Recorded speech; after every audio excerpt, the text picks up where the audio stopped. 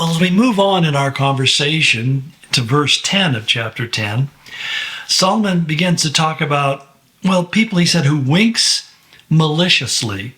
What in the world does that mean? Well, he says, he who winks maliciously causes grief, and a chattering fool comes to ruin. Now, a couple of days ago, I talked about the chattering fool, the person who is so in love with the sound of their own voice that they never bother listening to what everybody says. And particularly, even worse, there are diabolical chattering fools who aren't people who just have diarrhea of the mouth. They're people who always want to be controlling the narrative. They always want the conversation to go where they want it to go because they have an agenda that they're trying to accomplish. And basically, it's a manipulative agenda to get you to say and to do what they want you to say and do. Well, so we understand the problem that, but he says, he who winks maliciously is something different. These people may not be very verbal. In fact, they may be people who are very silent, and yet the idea of the wink is that you're sending a signal that what you're doing is secretive. You're trying to secretly control the agenda. And there are some people who are very malicious. Malicious means that you're trying to cause harm to somebody else. And we have to ask ourselves, where does that maliciousness come from? Well, it's interesting because we find the scriptures tell us that it starts really with resentment. There are people who are very angry and resentful about their life and the way things have happened. And so that resentment has become a root of bitterness. And once resentment isn't addressed, and that's why it's important to address it, but you don't address it, it'll begin to send roots down into your soul, and you will become embittered. And you will be looking for a chance to express that embitterment. And the way you do that is by being malicious. In other words, you become angry or you become manipulative in order a way to hurt other people. There are some people I have known who actually sit around and think of ways in which they can punish other people. They want to get even. They want to settle the score, but they don't want to be found out. We call these kind of people sometimes velvet gloves because on the surface they're very nice, they're very sweet, they're very charming.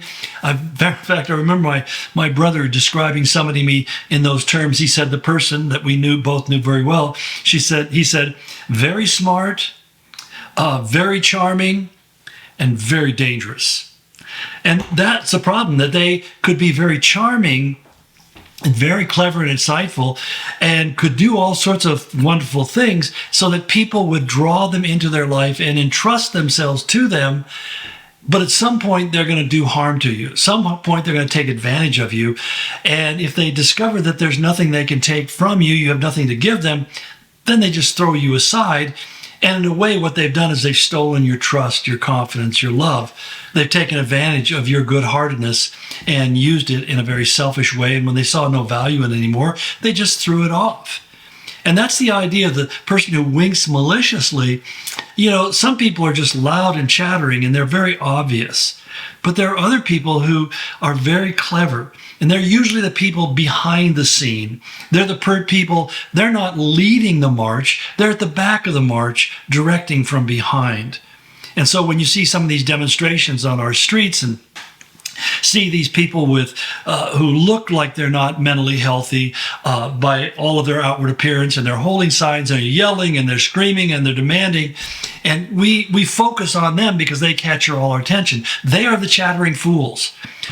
But there's a malicious winker who is back there. Oftentimes, these people actually have walkie-talkies. They're paid instigators. They go from city to city to run these riots, and their whole goal is disruption, because with disruption comes chaos. With chaos comes confusion. With confusion comes the collapse of order and society and stability. And then they like to rush in and try to take control. It's a pattern that they follow over and over and over again. And I think that you have to understand that these people cause grief. These people who are always trying to instigate things, they want to change the system and tear it down. They always cause grief because they've never built anything.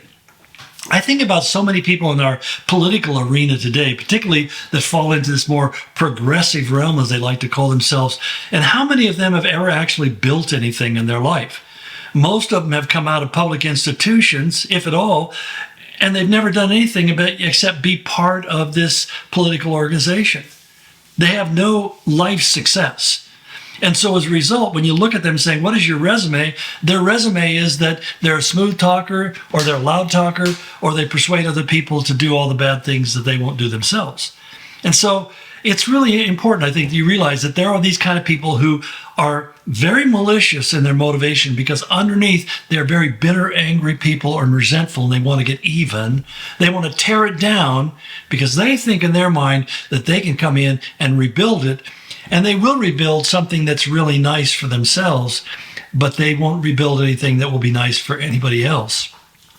And even their most loyal followers, they will dispatch if they get in their way. That's the way it works every time. Now, as we go on to the next verse, in verse 11, it says, the mouth of the righteous, in contrast, is a fountain of life, but violence overwhelms the mouth of the wicked. So wickedness always ultimately leads to violence, because at some point there's going to be a righteous person who says, I won't comply. I won't accommodate what you're trying to do.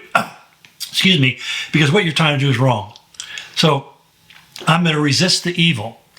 And this is, really kind of interesting to me, because there's a mindset within the church today, in America especially, that we should just simply try to be nice and stay out of the way, and we'll love bad people into the kingdom of God. And a lot of times that doesn't work, if it ever works. The reality is, I'm supposed to love my enemy and pray for those who are using me despitefully, but I'm also supposed to say no when they ask me to do evil. And that's not going to make you popular with them. And when you do, if you say it enough and they feel like you are an obstacle to their agenda, then what follows next is violence. And it overwhelms their mouth. It just kind of comes out, and they'll say vile, angry, wretched things. And so when you have a person who's trying to convince you and try to cajole you and try to pressure you into doing something that you can't do with a clear conscience, oftentimes their responses get very angry, to yell at you, and even sometimes become physically violent, not just verbally violent. But again, let me be clear. Verbal violence can be just as harmful as physical violence. We think as long as they didn't hit me, they haven't harmed me.